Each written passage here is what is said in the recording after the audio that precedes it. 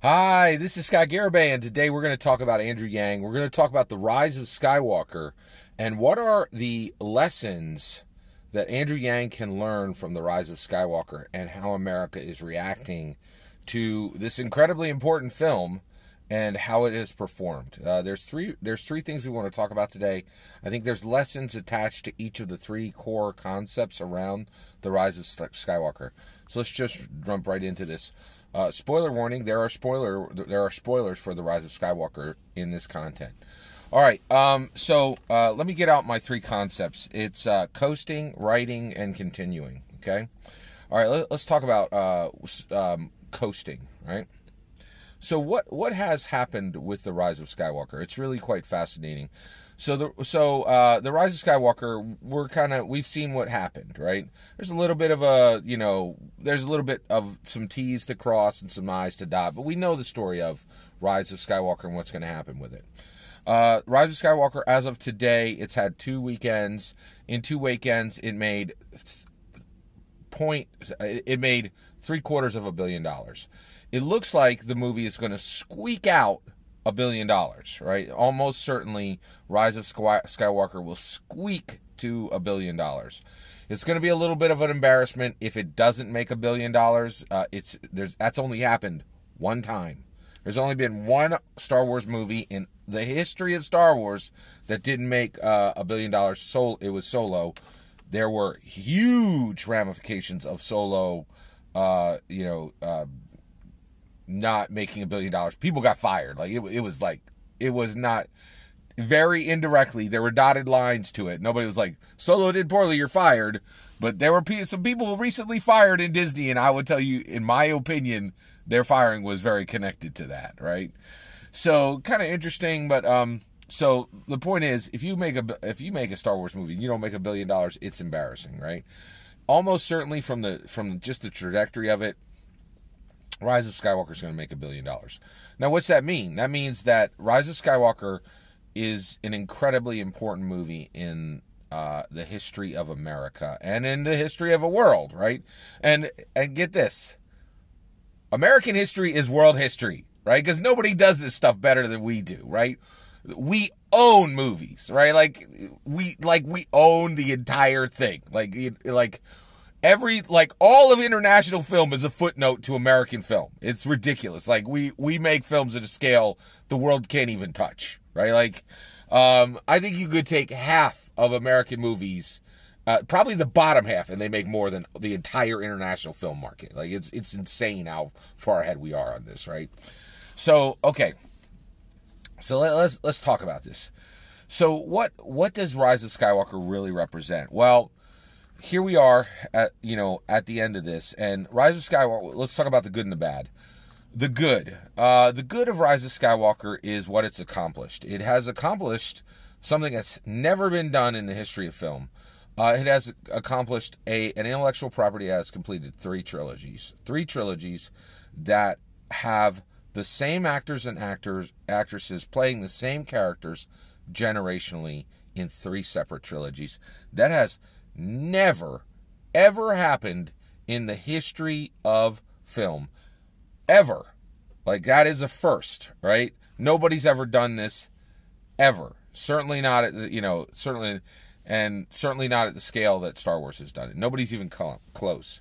The other thing is just success with an intellectual property. Star Wars has defined it. There's nothing that even comes close to Star Wars when it comes to intellectual success. When it comes to success with an intellectual property, right? The closest there is to Harry Potter, and Harry Potter is light years behind Star Wars. It's not even close, right? The other intellectual property that is competition for Star Wars is the Marvel Cinematic Universe, but it's only a decade old, right? So Star Wars is coming up on 4 decades, 77, 80. So let's do it. 87, 97, 2007. Yeah, it's over 40 years old, right? So Marvel Universe, okay, you had a nice decade. That's cute, right? Let's see what you got for another 30 years, right? Yeah. So Marvel is interesting. Yeah, they put up some numbers. I'm impressed, right? But you got a little ways to go before you roll at Star Wars MCU, right? So this is important, and this has a lot to do with politics, all right?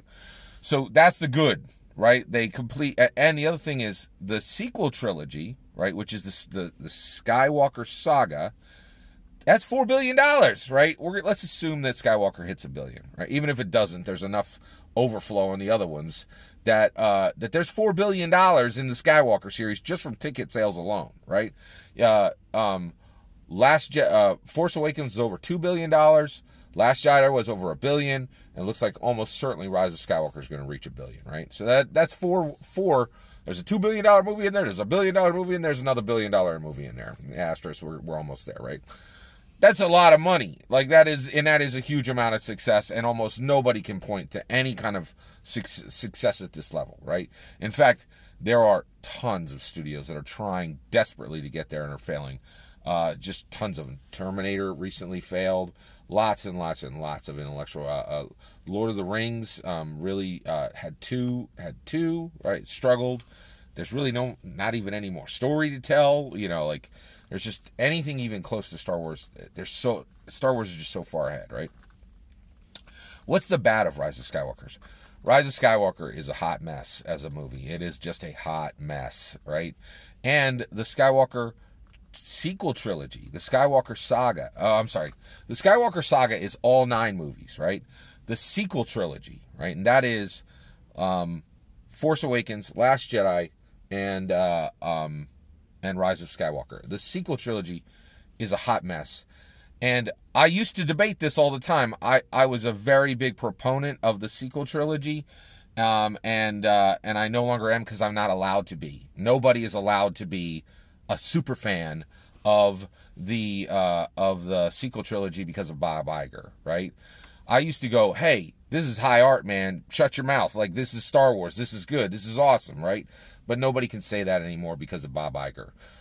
It happened literally last year. At the end of last year, Bob Iger wrote a book, and he wrote that George Lucas got upset when he saw Force Awakens, and George Lucas said to Bob Iger, who runs Disney, he's like, hey, what is this, Bob? You wrote, and this is in Bob Iger's book. He's like, Force Awakens, there's no new innovation in film in this, and there's nothing new in the story. It's a rehash of the original trilogy. There's nothing new here, right?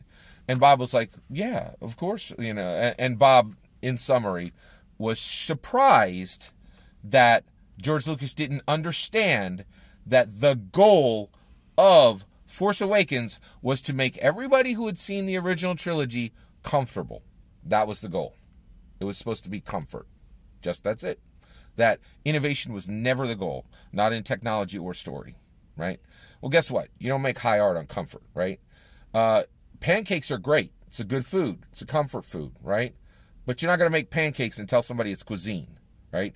So we all now know, because of Bob Iger, man, I wish that guy had kept his mouth shut, right? Like, can we all please listen to this carefully? If you're an artist or you're connected to art, don't talk about your art. Leave that to the experiencers of the art, right? You could tell the best artists in the world when people ask them about their art and they shut their mouths, right? Like, one of the best artists in the world is Gwen Stefani. Somebody asked her once, what's a hollerback girl? She said, I know what a hollerback girl is. I'm not going to answer that question. That's for the person who hears the song to experience. And I create, they experience. They do the interpretation, not me, right? Bob Iger comes in and goes, yeah, we made trash. Well, there you go. Why on earth would you say this? It drives me crazy, right? It's so frustrating. All right, so Bob Iger's like, yeah, we made pancakes, whatever, right? So nobody can argue anymore that, Force Awakens, Last Jedi, or Rise of Skywalker is high art. It's just comfort food, right? It's pancakes, right? Pancakes are okay, but don't pretend it's cuisine. We all now know, according to Bob Iger, these were never intended to be good, right? Like, to be great. Like, they were just like, here's some pancakes, whatever, eat them. Very, very frustrating, right? Now, here's the problem, okay? So we know, right? So that's what Star Wars, that's what sequel trilogy is, okay? It's just comfort food, right? Now, here's the problem. America ate it up, right? At the tune of $4 billion, right? So here's the issue. What's this got to do with politics? It's got to do with Biden. It's got to do with coasting. It's got to do with pancakes. Biden is pancakes. That dude is comfort food. He is not cuisine. This ain't French, Biden ain't French cuisine. He's not a good politician. He is the definition of, I'm a politician, I'm pancakes, pour syrup on me, done, right? Like, yeah, it's good, but it's not great, right? Like, and that's the thing.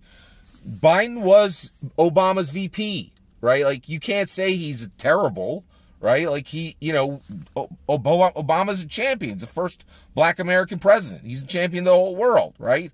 And there's Obama carrying a shield standing next to him, Biden is a kind of a champion, like it's there, right? And we as Yang, we got to deal with, like, as Yang Gang, we got to deal with this, right? And so here's the issue. They coasted on the, Disney coasted on the awesomeness of Star Wars original trilogy with sequel trilogy, right? Actually, no, you will keep it there. All right. That's exactly what the DNC is trying to do right now with Biden. Is saying, hey, eat these pancakes, right? And Yang has to break this down and tell people and tell people, listen, Biden isn't horrible, but we could do better than pancakes. Like, let me make this cordon bleu, right? Like, we can do better than pancakes. Good Lord, please don't settle, right? And that is what Biden is. And I really think Yang needs to frame this and tell people, listen, you're better than pancakes, right? Yes, you could sit down and pancakes, put butter on them, put syrup on them. It's good. Put it in your mouth, right? But we're better than this, right? There's spaghetti. There's cordon bleu. There's, real meals, right? Like that take craft and that have complexity, that are for adults, right? Like that are real. And we Americans, we deserve it. And I really think Andrew should frame it exactly like that, right? And just tell people, hey, Biden's a pancake, and the DNC is trying to get you to eat it. Don't. We got better meals here. Come on, let's go, right? And Yang is the cordon bleu. Yang is the French chef making a real meal, right? Like, this is, the spices and the sous chef and a whole kitchen together, right? Like, freedom dividend, this is the whole ball of wax, man. This fixes the world economy, right? Like, this doesn't just go, oh, remember Obama? Here's a little echo of it, right? And so it's important, right? Let's talk about writing, right? Rise of Skywalker gave a very serious lesson about writing, okay? This is astounding, right? So Disney rolls up on the sequel trilogy and goes, well, we have a super valuable billion-dollar property. We could write a story now and hire somebody to make 3 movies, and then make those 3 movies, and they'd be consistent, and they'd have a consistent story. Nah, we don't need to do that. Let's hire J.J. Abrams. He can quit after 1 movie. We'll hire somebody else, and then we'll get somebody else to finish the 3rd, and we'll wing it. They literally winged it. They didn't write them all to begin. They're like, let's scroll some crap on a notepad and start shooting, and we'll figure it out on the fly. They literally figured it out on the fly, right? Like, and you're like, what? And by the way, this is exactly what J.J. Abrams literally does, right? And when they hired him, they knew it. He did it on Alias. I watched all of it. He did it on Lost. I watched all of it, right? And the other thing is with Lost, like the fact that we're sitting at the end of Rise of Skywalker and everybody's going, oh boy, that wasn't that great. Oh, hiring 3 different people, trying to hire 3 different people and having to bring J.J. Abrams back because Rian Johnson cocked it up sideways 6 ways to Sunday, like. Yeah, it's such a mess. All right, so, how did that not work? Of course it didn't work, right? Like, if you're just, like, you have billions of dollars of Ryan and you're just scrolling ideas on a notepad and winging it, like, there's billions on the line. Get a real writer, write a real story, and shoot the story. What's so hard, right? Now, what's that got to do with politics? Pete Buttigieg, right? That's exactly what Pete Buttigieg is doing. He showed up, he goes, I'm running for president. And everybody's like, where's your policy ideas? What do you mean you're running for president? And he's like, policy, here's my policy idea. He's, Amy, what do you got? Elizabeth, what do you got? Just copying off right and left. No ideas in his head. No real policy stances. Nothing he feels strongly about. Just winging it, right? Just scrolling ideas on a notepad exactly like they did with $1 billion property, right? Like, Pete Buttigieg rolls exactly the way Disney rolls with Star Wars. Just scroll it down in the moment. It'll work, right? Now, the problem with Pete Buttigieg is we, the American people, eat it up. That's the problem. That's the problem. We are cool with these people rolling in and treating incredibly important things with the most ridiculous amount of ill prepare, right? It's horrible, right? Now, there has been a lot of discussion in this people are going, oh my gosh, Pete is genuinely bad at policy. He doesn't have an idea of his own. Like what? Like if you say, what does Pete Buttigieg stand for? Who knows, right? All of his policies were copied months after everybody else, right? So like none of them seem original because none of them are original. The only thing that's original that's attached to Pete Buttigieg at this time is wine caves with crystals, right? Like it's different, right? Wow, right? And the issue is, but Yang's got to realize that the American people have been very, very getting used to just dealing with whatever they get, right? And also dealing with the spectacle, right? One of the reasons why all this worked for Disney is there was a ton of spectacle. Force Awakens, Last Jedi, Rise of Skywalker had a ton of spectacle attached. And Pete has that. Pete has spectacle, right? He has some things that are incredibly different, that have never been seen in a Dem candidate before, right? At the presidential level. So he's attached spectacle. There's, it's a whole bunch of sizzle, no steak, but Americans dig spectacle, right? Again, Andrew Yang has to come forward, and this is going to be incredibly dangerous, right? Like, this is going to be, he's going to have to shoot the gap on this one, right?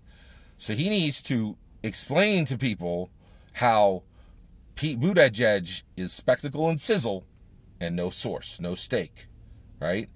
And that's going to be difficult because Pete Buttigieg is maybe intersectionality, right? Maybe there's a big question mark around it. He has a legit intersectionality card that he can pull out anytime. Sometimes he pulls it out. Sometimes he says, no, I'm not an intersectionality candidate. We don't really know, right? Like, he's like, no, I wouldn't be the first of those people within the presidency.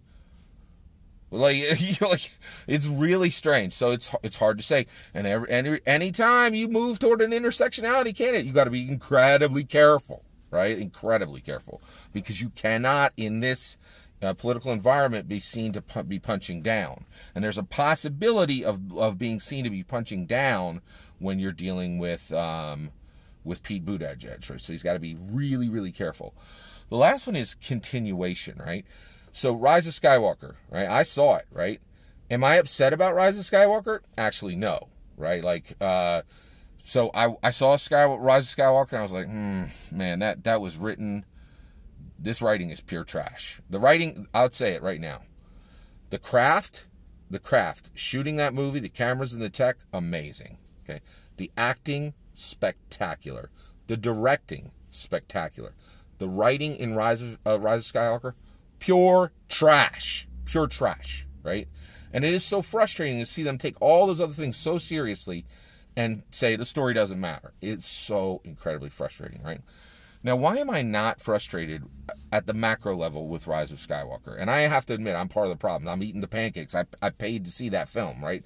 I took 6 people to that film, right? One of the reasons why is because of continuation. They finish the trilogy and everything gets to continue, right? And that's huge. I have a lot of respect for that, right? Andrew Yang has to learn a very important lesson for this, right? Which is Trump ain't going to get impeached. No way. No way. And the reason why is if we impeach Trump on this nonsense charge of quid pro quo and Ukraine not getting military money, which the Dems want anyway, the Dems are all about denying military aid to international sources. Like, this, Trump is literally delivering something they're begging for, right? Like, and they're like, we're going to impeach you for it. If we say, like, Trump gets impeached for a Ukraine phone call, that's it. Impeachment will become an absolute tool that'll be used in every administration, right? And you can't do that. You got to keep the thing rolling forward. And Rise of Skywalker, as bad as it was, it keeps the whole Star Wars franchise moving forward. And bet I will have my butt in seats in 2021, 2022 when the new trilogy starts. I'm ready, right? Like, because let's get some new directors in there. Let's start this thing going, and let's do better than we did before, right? And that's the issue, is there's no way people are going to risk every president grinding to a halt in impeachment, right? And impeachment, this has been the biggest trap the Dems have walked into. All that is my opinion. I'd love to hear your opinion. Let me know in the comments below. Please consider liking and subscribing, and have a wonderful millennium.